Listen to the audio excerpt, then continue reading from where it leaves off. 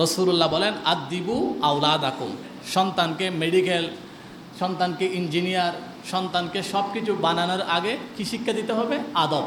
আল্লাহ রসুলুল্লাহ বলেন আদিবু আওলাদাকুম।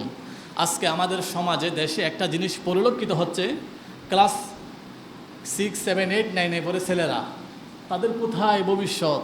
তারা স্কুলের প্রধান শিক্ষককে ধরে জোর করে জুতা মেরে প্রধান শিক্ষকের চেয়ার থেকে নামিয়ে দিচ্ছে।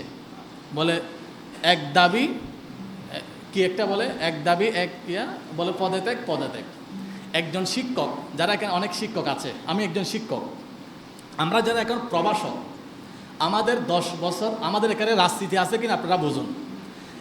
আমরা প্রবাসক, আমরা 10 বছর প্রবাসকের চাকরি করার পরে তারপর আমরা হই অ্যাসিস্ট্যান্ট প্রফেসর, সিনিয়র প্রফেসর, আমরা তখন সহযোগী অধ্যাপক হই। 10 বছর প্রবাসকের চাকরি করার পরে তারপর কি হয়? একজন সিনিয়র অধ্যাপক হয়। 3 বছর সিনিয়র অধ্যাপক থাকার পরে একজন প্রধান শিক্ষক হয়। তার মানে 13 বছর শিক্ষকতা করে একজন মানুষ প্রধান শিক্ষক হয়, প্রিন্সিপাল হয় 13 বছর শিক্ষকতা করার পরে। আপনি এই 13 বছর শিক্ষকতা করার পরে একজন মানুষ যদি প্রধান শিক্ষকের চেয়ারে বসে, আপনার ছেলে ক্লাস 5-এ পড়ে, এই ক্লাস 5-এর ছেলে যদি এই শিক্ষককে যদি জুতা মেরে নামাই দেয়, এই ছেলের কপালে ফেরওয়ান ছাড়া আর কিছু জুটবে না। আপনি বড় ইবাদত, বড় ব্যবসায় দিয়ে কিছু করতে না পারেন, কিন্তু মানুষের দোয়া দিয়ে অনেক কিছু করতে পারবে। মানুষের যোগ্যতা দিয়ে কিছু করতে না পারলে দোয়া দিয়ে অনেক কিছু করতে পারে, কিন্তু বদদোয়া দিয়ে কিছু করতে পারে না। শিক্ষক হচ্ছে আমাদের মাথার তাজ। রসুলুল্লাহ কি ছিলেন? বিজ্ঞানী ছিলেন। রসুলুল্লাহ সমাজ সংস্কারক ছিলেন। রসুলুল্লাহ মানুষের মধ্যে যত গুণ আছে সবগুলো রসুলুল্লাহর মধ্যে ছিল।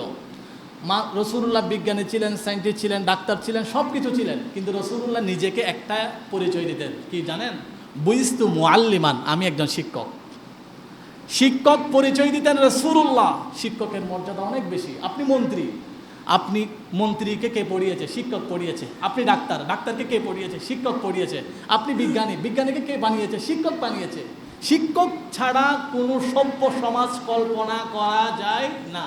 আপনি আপনার সন্তানকে একটু শিক্ষিত বানাচ্ছেন, এই শিক্ষককে যে একটা অপমানি করার যে আমাদের এখানে সমাজে একটা টেন্ডেন্সি চালু হয়ে গেছে, এটা কিন্তু আমাদের সমাজের জন্য, দেশের জন্য একটা রেড সিঙ্কেল।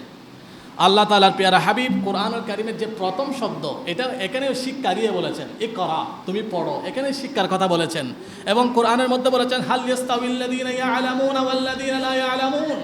যারা শিক্ষক তারা কখনো সাধারণ মানুষ থেকে অনেক মর্যাদা উপরে। শিক্ষকের অনেক মর্যাদা আছে। তাহলে এই জন্য রসুলুল্লাহ প্রত্যেক নবী রসুলকে কি বানিয়েছেন? রসুলুল্লাহ শিক্ষক বানিয়েছেন। আল্লাহ তাআলা বলেন হুয়াল্লাযী বা'আসা ফিল উম্মিয়িনা রাসূলাম মিনহুম। আল্লাহ তাআলা প্রত্যেক নবী রসুলকে শিক্ষকতার কি দিয়েছেন? গুণ দিয়েছেন। এই জন্য শিক্ষকদের সাহাবীরা সম্মান করতেন শিক্ষকদের। একদিন আব্দুল্লাহ বিন আব্বাস যাচ্ছিলেন, হযরতে যায়েদ ইবনে সাবিতকে এইভাবে দাঁড়িয়েছেন।